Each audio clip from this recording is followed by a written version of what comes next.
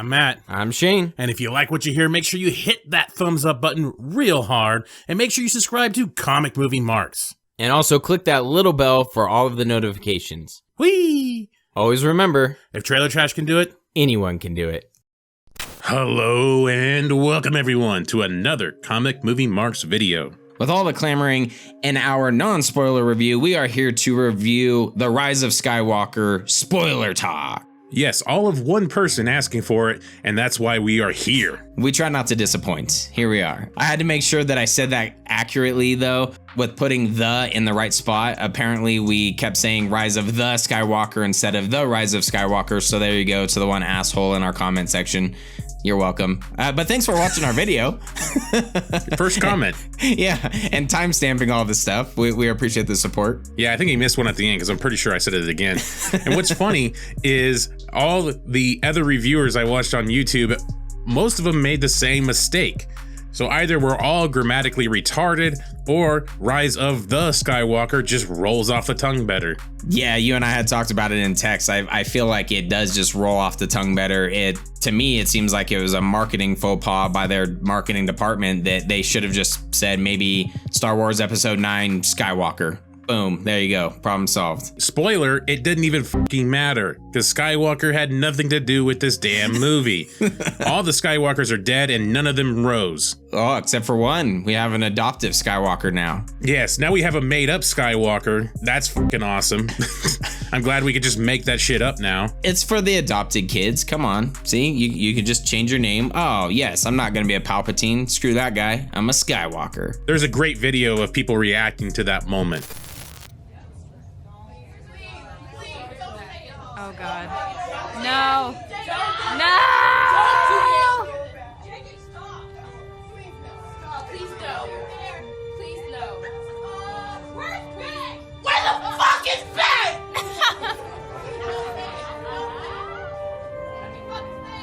Rey Skywalker.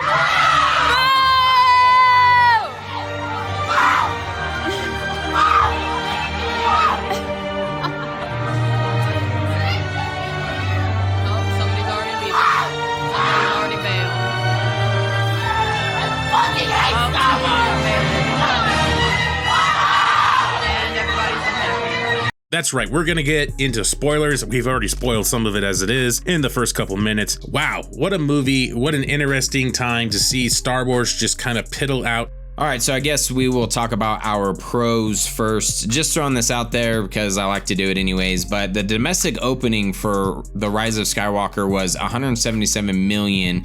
It seems like they're kind of tracking it throughout the Christmas holiday as well, so we'll kind of see how it ends up. That's a little bit lackluster for what you would think a Star Wars film would do. For me personally, for some of the pros before we get into completely crapping on this movie, actually I said this a lot in the non-spoiler talk, but I liked the action scenes. I thought this is very surface level pro for me, but the action scenes I thought were fantastic.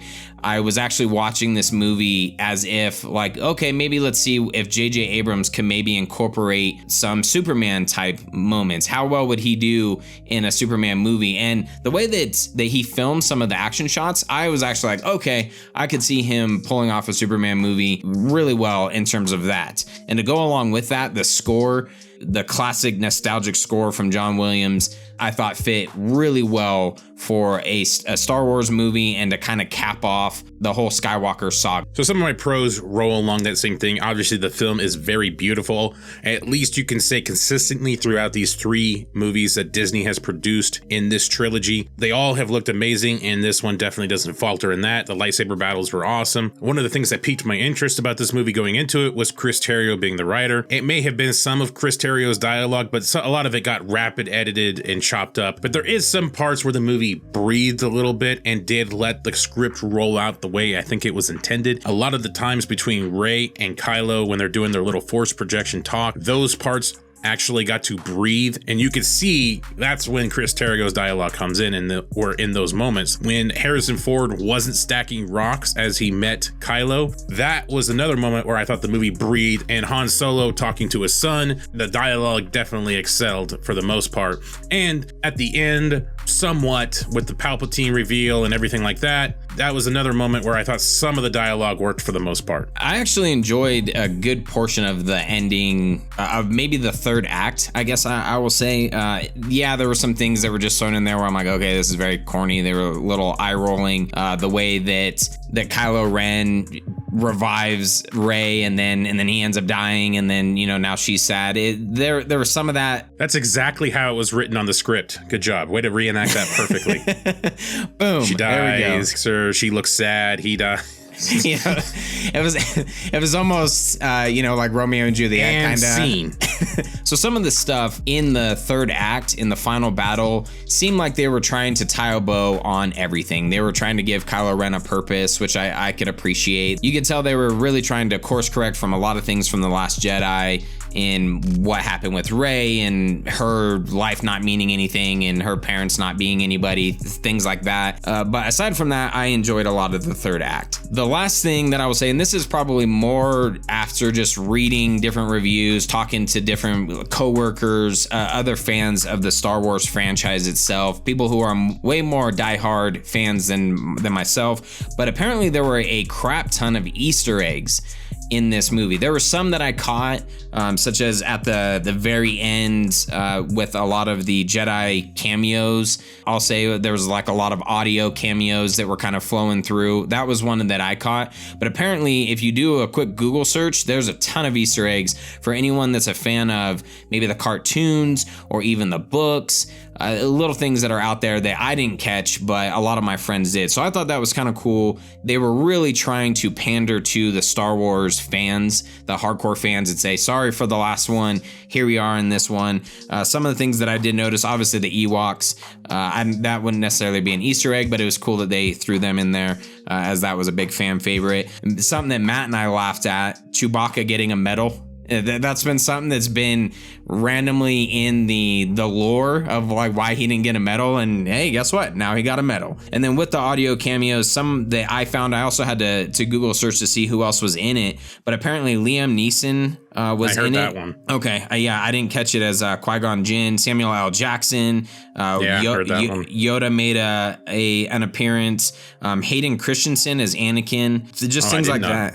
Yeah, I didn't catch that either, but just a couple of those that I thought was kind of cool. I could tell what they were trying to do for the Star Wars fans and this kind of huge send-off for the entire Skywalker saga. I can applaud their attempt at what they were trying to do with that. If you're a big fan of the Clone Wars cartoon, Ahsoka was in that as well, which was Anakin's Padawan in that one. I didn't hear it, but apparently that's where her cameo was, because it was teased by J.J. Abrams that she might have a cameo, and a lot of people were hoping for a physical cameo, but it might have just been an audio cameo. Apparently, Freddie Prinze Jr. does a voice in the Clone Wars cartoon, and he was also in the Rise of the Skywalker, so I didn't catch that one, but after doing a quick Google search of some of the Easter eggs that I might have missed, some people had mentioned that, so. All right, let's do some shitting. Oh, okay. There's some very minor things for me that just bugged me. Some things that Matt and I were just dying laughing. We mentioned this in our non-spoiler talk. Certain scenes that we probably should, I'm laughing even just thinking about them. Certain scenes that we probably should not have been laughing at, but were just funny as all hell. I'm gonna try to make it through this cons part without laughing too much. But some of the things for me that just didn't make sense. I'll start with the OP characters. Rey holding the one ship that we were led to believe Chewbacca was on, and she's just holding it no problem, kind of like Thanos does when he's pulling the moon, but only this was way less cool. And then she has some lightning powers as well. And apparently, I'm not completely caught up on The Mandalorian. I was told that on the last episode before Rise of the Skywalker, said it wrong. Before the Rise of Skywalker was an episode where Baby Yoda apparently introduces some sort of healing power and then they incorporate that into Rey. So to me, this was kind of a surprise. I was like, oh, okay, that's awesome that, you know, she has this healing power and comes into play a little bit later in the movie, which was blatantly obvious. That was another thing for me. There were a lot of things in this movie that you could tell were setting up for later down the road. Do you have to set everything up? Can it just be a surprise? It was blatant foreshadowing. Yeah, exactly. Yeah. One of my favorite things were the Knights of Ren, which has been built up somewhat throughout the last 3 movies. They were talked about in The Force Awakens. They were talked about in The Last Jedi. They were talked about in this movie. And that's kind of more fan thing more than anything, that the Knights of Ren have been out there and that they're this elite group of other trained Jedi. And for like a moment, you get this point where they're walking down a hallway in a Star Destroyer and these people are like, oh my God, that's the Knights of Ren. Throughout the rest of the movie, they don't do jack shit. They show up for like a second. Like when Chewie's about to be abducted, they pop out, you never fucking see them again. When Rey's doing the Force battle, holding the ship with Kylo, they never show up. I don't know where the hell they were, but they never pop back up again. When they're in that random city, that's that shithole, it's probably like Detroit. They... I might get rid of that, I don't know yet.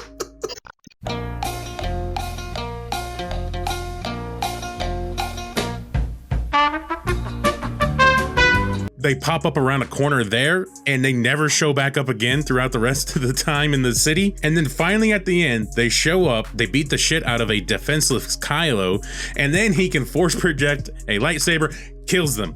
That was it.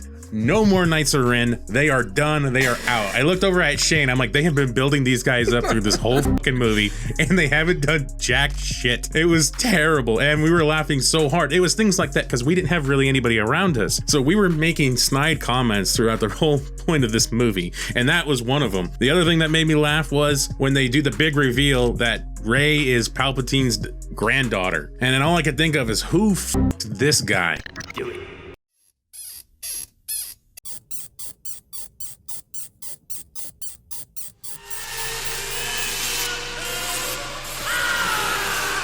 I didn't even think about that when we were initially watching this, but yeah, great point. Like, do you even get a daughter, much less a granddaughter? I guess the reason would be he doesn't know they existed, possibly, but then why go after Anakin Skywalker? Why go after Luke Skywalker when you have your own offspring that would be much more powerful and something easier to control if he knew these people existed? I guess the thing would be he doesn't know they exist until later. Clearly, Palpatine's a deadbeat dad. They don't have child support in the Empire. Why give a bounty hunter a dagger that has every bit of information to find you? Oh my gosh. I have some stuff I want to go into. I'll save it a little bit. The thing I missed on the OP characters was the teleportation, you had touched on it, of items. Obviously, Luke and Leia were linked together at one point in the Star Wars saga, and now you have Rey and Kylo Ren who are linked together. They can talk to each other. They can even see each other for the most part. Now, all of a sudden, they've incorporated, Darth Vader's helmet, falling on the ground, and that's where you are. You can now teleport items, and I just feel there were a lot of things that were incorporated in this movie just to make it very convenient. Well, in The Last Jedi, one of the other things I thought was funny was that Snoke is the one that says that he is connecting Kylo Ren and Rey. Young fool, it was I who bridged your minds. I stoked Ren's conflicted soul. I knew he was not strong enough to hide it from you, and you were not wise enough to resist the bait. And in The Last Jedi, like a raindrop comes through, and that's kind of where you get the idea that things are kind of coming through to each other. But now it's whole items. It's just giant pieces of matter just falling through this window of the Force or something like that. Again, it's like they took some of the elements they did like from The Last Jedi, but then now that they don't have an explanation of why, they're like, fuck it, we just want to keep it. Yeah, it just seemed like a giant plot convenience, but here we are. It led to some pretty cool moments, I guess, but very odd. Two baby Snoke made me laugh. All this stuff built up about this guy's backstory. He gets one-shotted in The Last Jedi, and people are like, oh, we never got to know anything about him. And Abrams' solution, he was born in a tube. What the f do you want? He's all been part of Palpatine this whole time. Problem solved. Finn's proclamation to Rey never got fulfilled. It reminded me a lot of Justice League when the kids ask Superman, what's your favorite thing about Earth? And he never answers it. And then this never gets answered. Exactly. I should not care what Finn has to say to Rey, but because it was not answered, I actually gave a shit. So well done. Well done with your script. According to John Boyega, it was definitely not going to be I love you or anything like that, because in this universe, no one's allowed to have sex. And then I guess later on in an interview, JJ talked about it was more of Finn is force sensitive. And you can kind of see that in the movie because he can feel out Rey. It's kind of similar to how Leia could feel Luke in some sense at the end of Return of the Jedi. So that's kind of what it was, like a connection. So I guess it's a brother-sister connection type thing, maybe. Yeah, I can see the resemblance.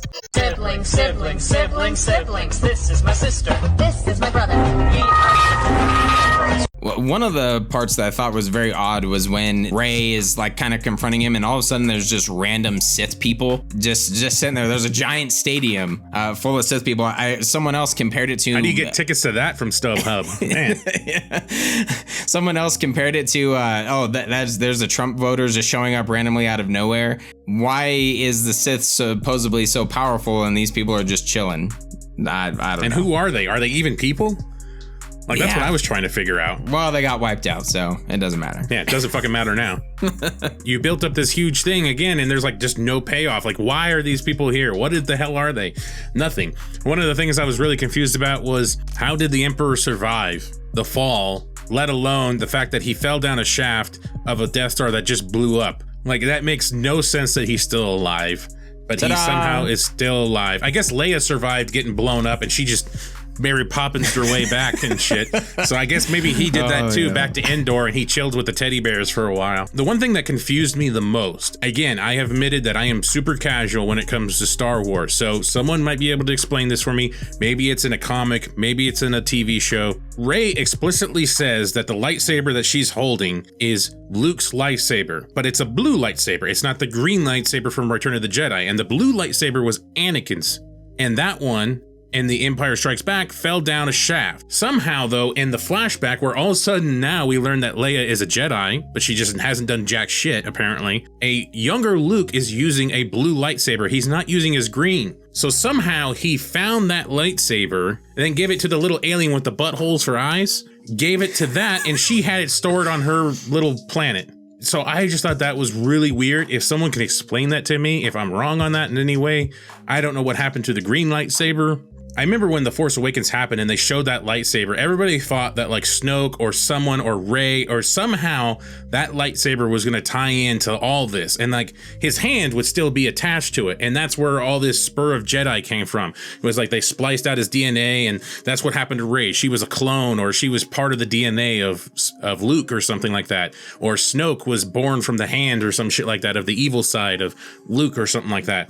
I remember all those theories, and like nothing ever came of it. It's crazy from where The Force Awakens started and to where we end now, of all the hurdles that Disney and J.J. Abrams went through to try to get this movie to wrap up. The course correction from The Last Jedi killed this movie. It thoroughly destroyed any kind of structure and story that you could have in a movie to wrap up the trilogy, because they were trying so hard to distance themselves away from it. The Rose part was hilarious. That's what I was laughing about earlier.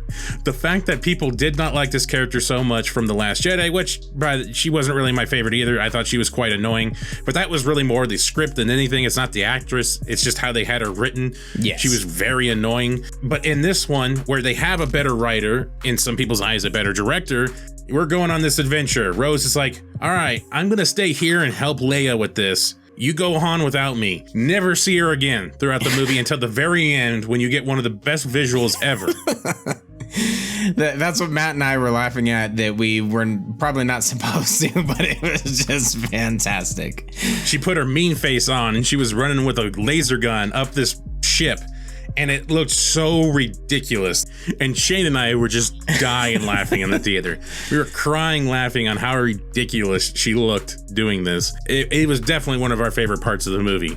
Yeah, it was hilarious. My biggest problem with this movie, aside from the giant course correction and the waste of pretty much half of the movie, was how corny a lot of this seemed.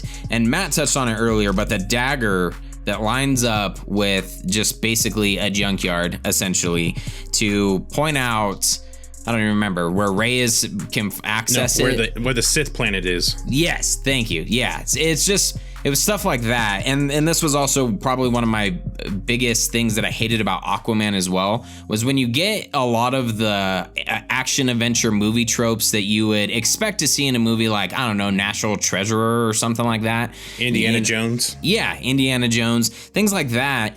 It just doesn't work well in Aquaman for me, and in this case in Star Wars, there's so many tropes, and the Sith GPS, or I think they call it the holocrons, just things like that where I'm like, why? What is the point of trying to seek out these different pieces, and it becomes more of an action adventure that type of way, as opposed to like a sweet sci-fi type movie. And that was one of the things that bugged me the most and had some of the most eye-rolling moments.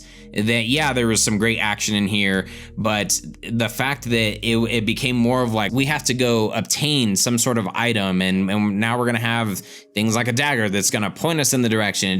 It doesn't work. And I feel, to me, it is so lazy. These writers continue to rehash some of these same ideas. And that's where I knew that this whole movie was just a clustermuck of nonsense and different writers throwing in their ideas, because that is one of the biggest Hollywood tropes. And then when the dagger doesn't work out, CP30 gets a lobotomy or whatever the hell happened to him with that little thing, whatever the hell that little thing was. I will say that little gremlin looking thing though was pretty fucking funny. Yeah, it made me laugh. It would sell toys, and it did make me laugh. If that's one thing of forced inserted humor, that's like the one time I really did laugh. One of the things that I think actually made us laugh pretty hard too was when they finally realized what planet the Sith planet is, because Rey is like leading them there. They didn't even know the planet even existed or where it was at. And now all of a sudden they have all this information on how many Star Destroyers they have. And then the one comment the woman makes, she's like, they won't be able to put their shields up, so we'll be able to attack. I'm like, how the fuck do you know that they won't have their shields up? Like, it made no sense to me at all. And they're like, well, you got to take out this telecommunications. It was just all this shit back and forth. And it was just like, there's so much that's just been ripped out of this movie. Just speed it up, get it going, chop, chop. We got to move. We're already at 2.5 hours. We got to keep moving. So what I'm trying to say is, release the Abrams cut. In case I don't see you. Good afternoon, good evening, and good night.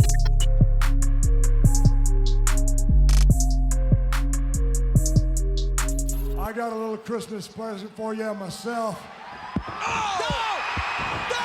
Stone Cold just stuttered Santa Claus! Ho, ho, ho.